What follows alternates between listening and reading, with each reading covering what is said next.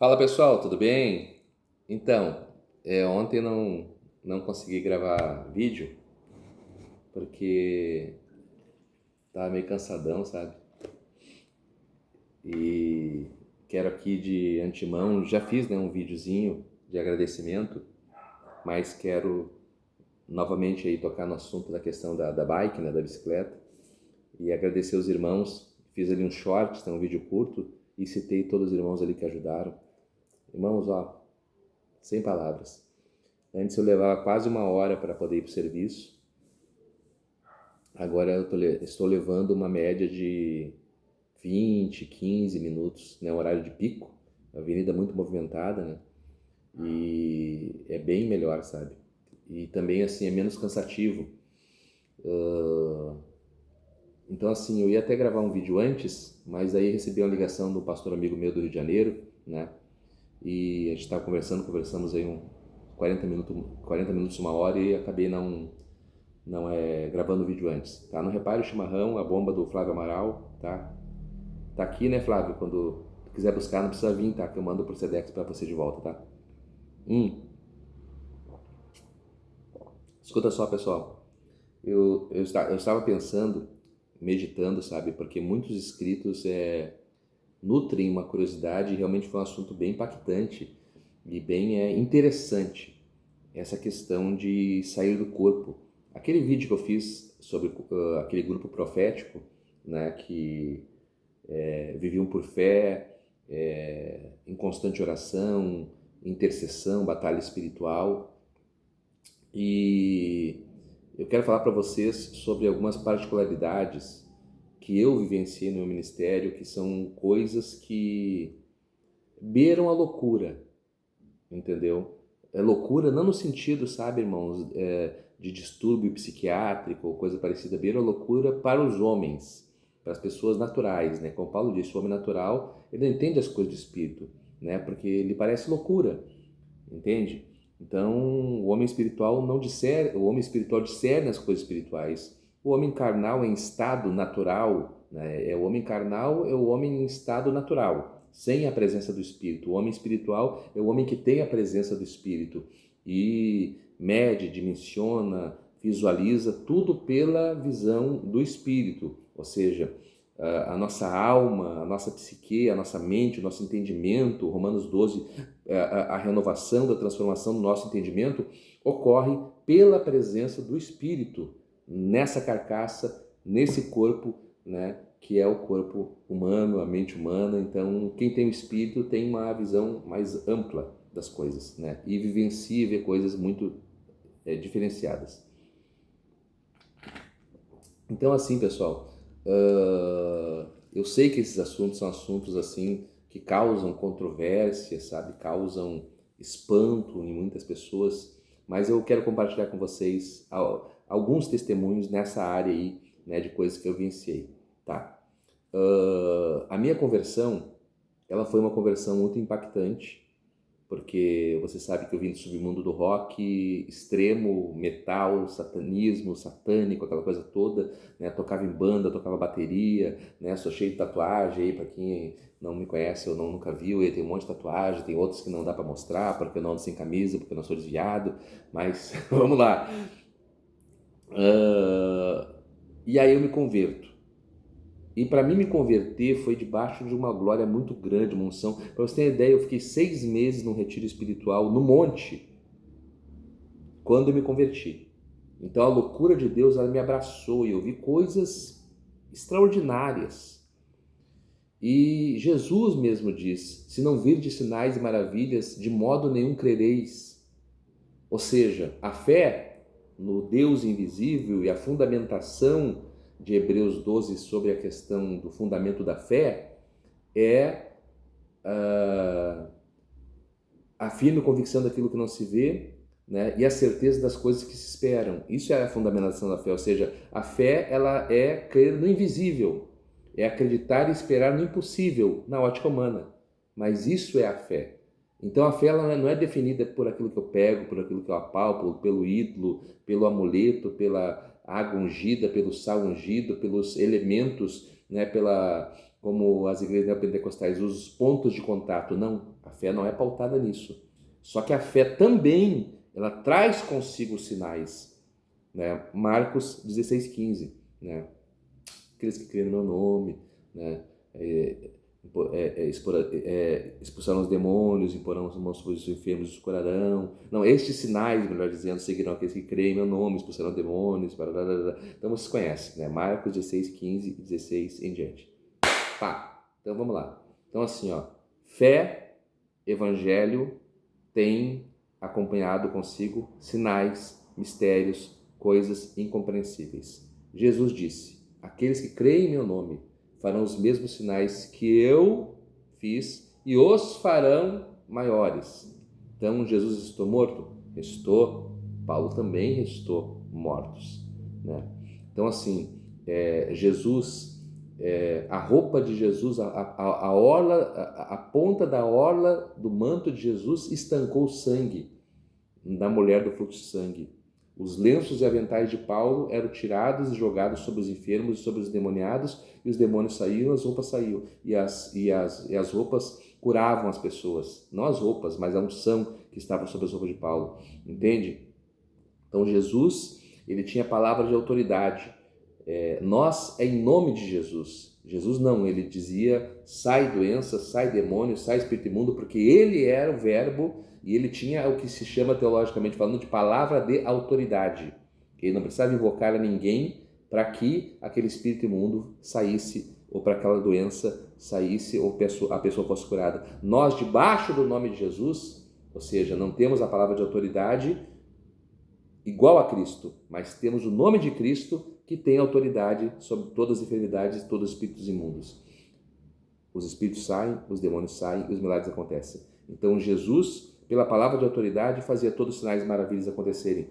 Pedro, pela sua sombra, as pessoas eram curadas, ou seja, cumpriu-se o que Jesus falou já nos apóstolos. E muitos homens de Deus viveram e fizeram sinais e maravilhas e coisas incríveis.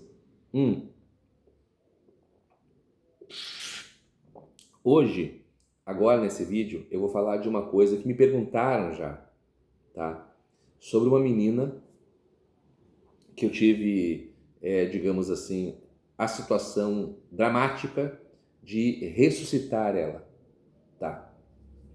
Então assim, ó, na mesma cruzada, um rapaz paralítico andou e uma menina que morreu ressuscitou. Vou explicar para vocês o que aconteceu.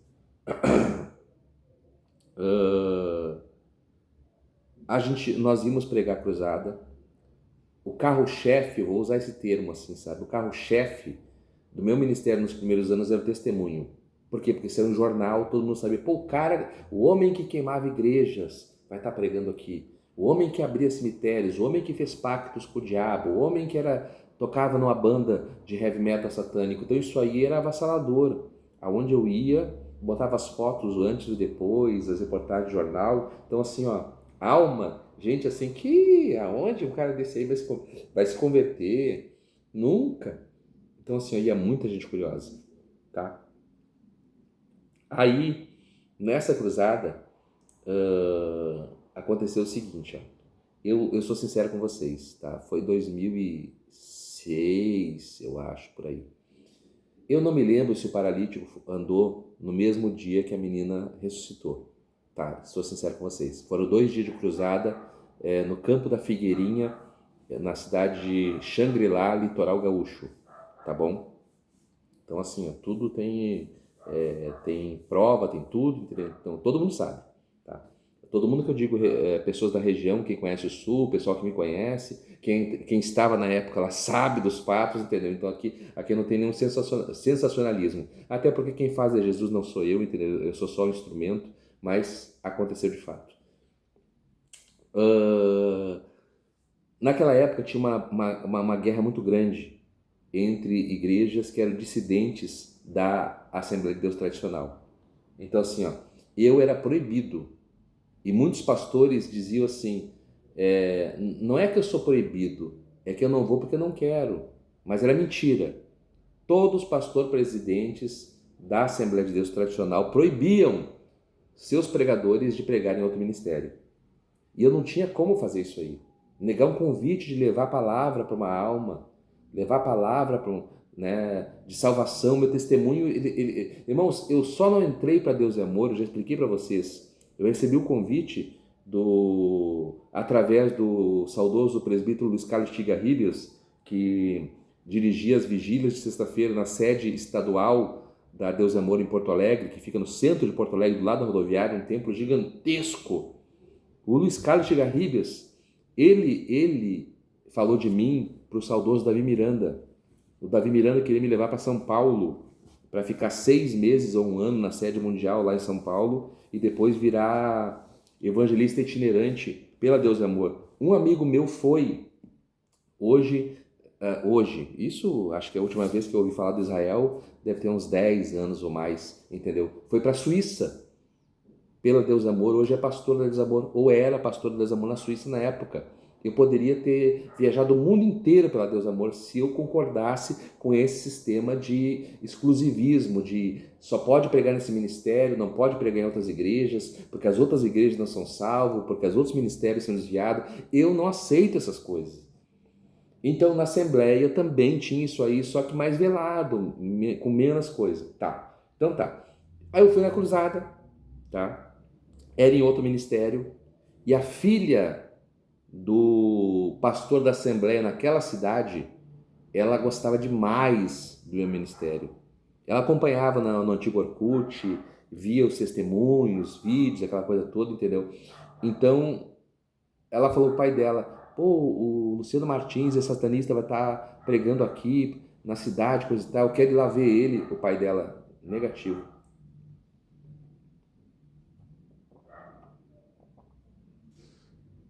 Não vai. E aí ela chorou. A menina era uma menina de uns 16 anos, eu acho, sabe? E ela era uma menina que ela tinha muitas comorbidades. Ela era obesa, ela já tinha tido alguns acidentes vasculares. Ela tinha, segundo depois foi apurado, eu apurei, né? Ela tinha algumas crises de epilepsia. Ela tinha muitas comorbidades, uma jovenzinha, sabe? E aí o pai dela disse que ela não era para ela ir, que ela não ia, sabe? E aí eu sei que ela, resumindo, tudo a gente apura depois, conversa depois, pergunta aqui, pergunta acolá, aquela coisa toda e tal, entendeu? E aí as pessoas vão passando a informação. Ela pulou a janela do quarto dela, fugiu do pai dela e da mãe dela de noite, né? É o que me faz entender que possivelmente fosse no sábado, porque se fosse no domingo eles teriam culto e ela estaria com os pais no culto. Então eu acho que foi no sábado, primeiro dia da cruzada, isso aí. Ela fugiu pela janela, né? E ela foi lá na cruzada, a pé. E aí eu sei que cruzadas ao ar livre, e eu tinha uma coisa comigo, inclusive eu tenho vídeos antigos de eu ministrando em cruzadas e 50 pessoas, 60 pessoas manifestadas no chão. A gente orava assim, caía manifestado 50, 60 pessoas, aí muitos ficavam anestesiados, aí eu fazia aquelas coisas que os pastores fazem, tá vendo essas pessoas aqui anestesiadas, estão tudo endemoniadas, eu vou contar até 3, os demônios vão começar a gritar. Essas coisas tipo... eu me inspirei muito naquele cara lá do Espírito Santo lá, esqueci o nome dele. Esse negócio de anestesia, coisa e tal, entendeu? Depois eu parei com isso aí, que eu comecei a voltar ao ministério mais para o ensino, e não que não acontecesse milagres, coisa e tal, até hoje acontece, entendeu? Só que assim, irmãos, as pessoas têm que entender que a pessoa vai, tipo assim, a gente vai amadurecendo o ministério da gente, sabe?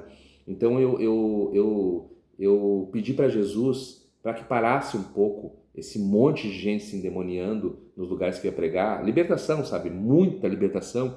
E eu comecei, Senhor, me dar ciência, sabedoria, inteligência para que a libertação ocorra pela pregação. O que Jesus falou para os discípulos? Vós já estáis limpos pela palavra que vos tenho dito. Então a mim, no começo eu via aquilo ali, eu achava uau, máximo, aquele monte de gente manifestada, coisa e tal. Depois, com o tempo, eu mesmo fui pedindo para Jesus para parar aquilo ali, sabe? Para me focar mais na palavra, testemunhar, pregar, ensinar, entendeu? Tranquilo, ponto. E aí eu sei que eu estou na cruzada lá com esse tal, e muita gente se manifestando, e libertação e tudo, e aí às vezes eu tinha que parar para pregar, para poder ir ali, para expulsar o demônio, aquela coisa dinâmica, sabe, de um trabalho ao ar livre, sabe, muita liberdade espiritual, a igreja de muita oração, a igreja que me chamou, sabe, de muito monte, muito mistério, e eu vi que teve um burburinho num canto lá embaixo, e muita gente assim em volta de uma pessoa, e era a menina essa, que eu não sabia quem era, depois eu fiquei sabendo. E aí eu não sei se foi porque era muita gente, estava muito calor, e o pessoal, em vez de abrir para a menina respirar, a menina ela teve uma crise, e aí o pessoal ficou tudo na volta sufocando, e ficou gente em cima tentando expulsar supostamente o espírito imundo, que não era, porque a menina era doente, ela deve ter tido uma crise. Enfim, eu não sei o que ela teve. Sou sincero com vocês. Eu sei que quando eu botei a mão nela, ela já estava gelada. E aí eu coloquei a mão no pescoço dela e não tinha batimento cardíaco. Coloquei a mão no pulso dela, não tinha batimento cardíaco. Pedi para todo mundo, irmãos, fica quieto, por favor. Abre um pouco, por favor. E eu fui e botei o ouvido bem no nariz dela, assim, ó. E não tinha respiração. E eu falei, meu Deus do céu, acabou meu ministério. Acabou meu ministério. Acabou meu ministério. Imagina, eu estou fazendo uma cruzada e morre uma menina numa cruzada que eu estou pregando. O que vão dizer de mim? O que vão falar do Evangelho de Jesus, no geral? É uma jovem, uma pessoa de idade, como acontece às vezes, os pastores estão pregando, ministrando, falando da volta de Jesus, se emocionam, já tem o coração meio fragilizado, Jesus vai lá e recolhe, parte com o Senhor para a glória, amém. Mas uma jovem de uns 15, 16 anos morrer no meio da cruzada, irmãos, isso aí é para abalar o ministério de qualquer pessoa, isso acaba com o ministério da pessoa. Eu peguei, pedi para o pessoal se afastar. Irmãos, ela morreu. Ela morreu. Não tinha sinal vital nenhum. Já tinha aquele movimento de gente querendo chamar o SAMU, coisa e tal, sabe? Os pastores acalmando, porque ia dar um escândalo na cidade. E aí eu peguei e coloquei a mão na cabeça dela e falei, Jesus, não envergonhe teu servo, que me trouxe aqui, o pastor da igreja. Não permita que o evangelho seja envergonhado. E não envergonhe a mim, como teu servo. Olha essa menina, olha essa jovem. Senhor, pela tua misericórdia, eu clamo agora em nome de Jesus, espírito de vida, volta para o corpo dela agora, em nome de Jesus. A menina fez assim, ó, ela levantou o peito assim, fez assim, ó, e ela abriu os olhos e começou a chorar. Chorava e falou assim, ela falou, Luciano Martins, e me abraçou. E começou a chorar. Ah, eu não me aguentei, irmãos. Até agora me dá vontade de chorar. Eu comecei a chorar, irmãos. Comecei a chorar. Irmãos, foi algo extraordinário. Foi algo incrível, sabe? E aí todo mundo começou a chorar na volta, assim, pastor chorando, todo mundo chorando, sabe? E aí, escuta só, um inscrito perguntou para mim, pastor, o que ela viu? Irmãos, eu nunca mais vi ela. Muita gente perguntou, pastor, o senhor não perguntou para ela o que ela viu nesse período que ela morreu? Que foi minutos, irmãos, talvez uns 3 minutos, eu acho, no máximo, entendeu? 4, 5, não sei. Naquele momento de desespero, a gente não sabe, eu não sei há quanto tempo ela estava naquele estado. Eu só sei que quando eu fui atender ela, ela não tinha sinal vital nenhum. Nenhum sinal vital. Nenhum. O que ela viu, deixou de ver, o que aconteceu, eu sei que eu nunca mais vi aquela moça. Agora, de uma coisa eu sei que Jesus é poderoso. E quando a gente se coloca e crê, não existe impossível, que o anjo Gabriel disse para Maria, Maria, ó, tu tá vendo a impossibilidade humana, mas para Deus não há impossíveis para Deus. Outra tradução diz, porventura Maria, haverá impossíveis para Deus. Então não sei qual milagre que você precisa. Eu tenho vivido o milagre todos os dias na minha vida. Como eu falei para vocês, eu estava esgotado de ir a pé para o trabalho e voltar, pensando em desistir do trabalho. Coloquei um vídeo aqui, né, pedindo ajuda para os irmãos para comprar a bicicleta. Comprei a bicicleta, graças a Deus. Não é uma bicicleta nova, é semi-nova, tem umas coisinhas para fazer, mas está me levando e me trazendo. Eu vivo todo dia, irmãos. Eu estou em casa, às vezes, sem nada para comer. E quando eu ver, cai um piquezinho inteiro de R$30, de R$20, entende? Que eu vou lá e compro alguma coisa para mim. Eu estou vivendo isso, sobrenatural, a fé. Então, assim, seja qual for o milagre que você precisa, em nome de Jesus, eu ministro que esse milagre alcance a tua vida, assim como alcançou a vida daquela menina e assim como vai alcançar muitas outras vidas. Amém? Até o próximo vídeo. Não esqueça, o Pix está aí para você poder me ajudar a manter essa palavra, a manter esse canal. E sempre na descrição do vídeo, se eu não colocar no vídeo aqui, porque a edição demora, né, e como eu expliquei para vocês, meu telefone é um telefone básico, né? Eu quero ver se no meu primeiro salário agora eu dou ele mais um dinheirinho para tocar para um telefone um pouco mais premium, né? Assim, com mais processador mais forte, coisa e tal, que daí eu posso editar rapidinho, coisa e tal, e não vai me tomar muito tempo. Mas isso aqui por enquanto não tem como. Tá bom, queridos? Obrigado por tudo. Deus abençoe.